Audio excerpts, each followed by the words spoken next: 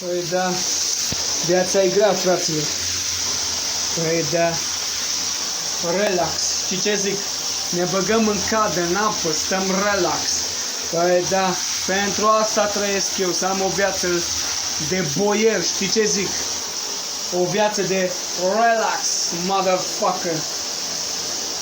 Păi da, viața e grea. Păi da, ce să facem, fraților?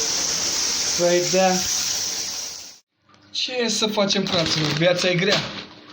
Păi da, ce trebuie să facem, bă, fraților? Viața e grea, știi ce zic? Acum, măcar după o zi de muncă, stăm și noi relax. În jacuzzi, bai marca Samin Robi.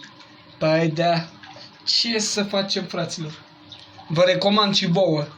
Păi da, mă scuzați.